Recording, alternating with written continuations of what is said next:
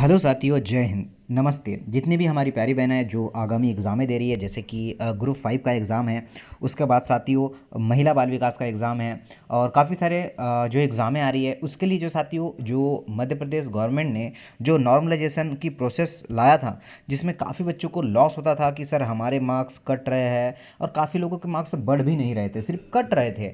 तो साथियों उसके लिए क्या किया कि नॉर्मलाइजेशन की प्रोसेस ही इन्होंने हटा दिया। परंतु ये मत मान लीजिएगा कि पूरी तरीके से इन्होंने नॉर्मलाइजेशन हटाया है। नॉर्मलाइजेशन जैसे पहले होता था उसे हटा दिया है। अब कैसे होगा मैं इसकी जानकारी आपको प्रोवाइड करूंगा, ठीक है। तो वीडियो को अंतिम तक देखेगा, सारा कुछ जो आया है डिटेल हमारे पास, तो हम आपको अवगत करवा रहे हैं, ठीक है।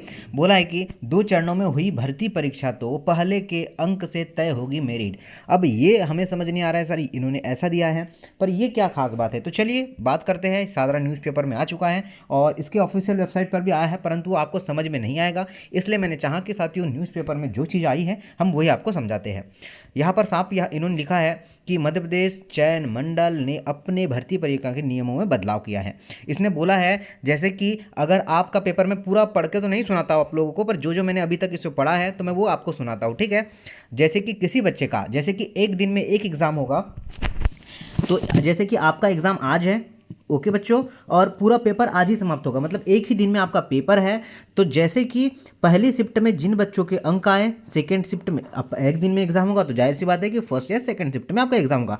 मान लीजिए आज ही एग्जाम स्टार्ट हुआ, आज ही खत्म हुआ, तो जैसे किसी बच्चे के आज मार्क्स आए 60, ठीक है, पहली शिफ्ट में, सेकेंड में आए किसी बच्चे का 60, तो इसमें कैसे सिलेक्शन होगा सर। तो जो पहले जो साथियों शिफ्ट में जिस बच्चे ने ज़्यादा मार्क्स लाए, मतलब 60, तो उसका नाम आएगा पहले, उसका सिलेक्शन पहले लिया जाएगा, ठीक है। ये इन्होंने कहा, ये मैं नहीं कह रहा हूँ, ये इनकी चीज़ों में यहाँ पर लिखा है। अगर सेकेंड के भी 60 मार्क्स आए सर, तो उनको सेकेंड में रखा जाएगा, इन्होंने यहाँ पर कह रखा है। आगे देखिए, ये तो बात हो गई कि आज का पेपर है तो आज ही खत्म होगा। अब बात करते हैं सर कि अगर अलग अलग शिफ्टों में एग्जाम होगा तो क्या होगा। अब देखते हैं अलग अलग शिफ्टों की बात करते हैं। जैसे कि अलग अलग शिफ्ट ने अलग अलग दिन की बात करते हैं। आज फर्स्ट डे है, आज सेकेंड डे है, ठीक है। तो अब इसमें कैसे सिलेक्शन होगा, अब देखिएगा। आज का जो फर्स्ट, जैसे कि रेलवे में सिलेक्शन जो नॉर्मलाइजेशन होता है, वैसे ही इन्होंने कहा है कि जो पहले दिन में जितने भी बच्चे आएंगे, जैसे कि मान के चलिए, मैं अप्रॉक्स बता रहा हूँ आपको, किसी जो है साथियों पूरे दिन में 1000 बच्चे आए। अब उन 1000 बच्चों में पहली शिफ्ट में किसने सबसे ज़्यादा मार्क्स लाया है, उसको जो है भाग देंगे किसका भाई साहब, जो है टोटल बच्चों का 1000। जैसे किसी बच्चे ने मान लीजिए 80 मार्क्स लाए हैं, उसमें टोटल कितने बच्चे आए थे उनका भाग दिया जाएगा, मल्टीप्लाई 100 का किया जाएगा। अब यहाँ से परसेंटाइज मार्क्स निकल के आएगा और उसके आधार पर ही इन लोग सारे जितने भी आपके मार्क्स आएंगे उसमें परसेंटाइज करने वाले हैं, ठीक है। तो ये है साथियों उनका फॉर्मूला, सारा कुछ यहाँ पर लिखा है डिटेल पूर्वक। ये देखिए, इन्होंने लिखा है कि कोई परीक्षा कई शिफ्ट में होगी और हर शिफ्ट में बैठने वाले विद्यार्थियों की संख्या अलग अलग होगी।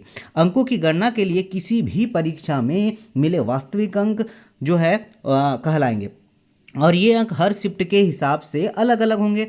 लिखा है कि इनमें से परसेंटाइज स्कोर के निर्धारण के लिए किसी भी परीक्षा को उसकी शिफ्ट में मिले अंकों से कम या बराबर अंक पाने वाले जो है कुल विद्यार्थियों की संख्या ली जाएगी और उन्होंने कहा है कि उसे 100 से क्या कर देंगे हम लोग, जो है भाग दे देंगे। जैसे कि मैंने आपको बताया था, सारा कुछ इन्होंने वैसा ही यहाँ पर लिखा है, ठीक है साथियों। तो ये है आपका नॉर्मलाइजेशन का प्रोसेस और बिल्कुल परेशान मत होइएगा कि साथियों आपके मार्क्स इस बार कटने वाले हैं।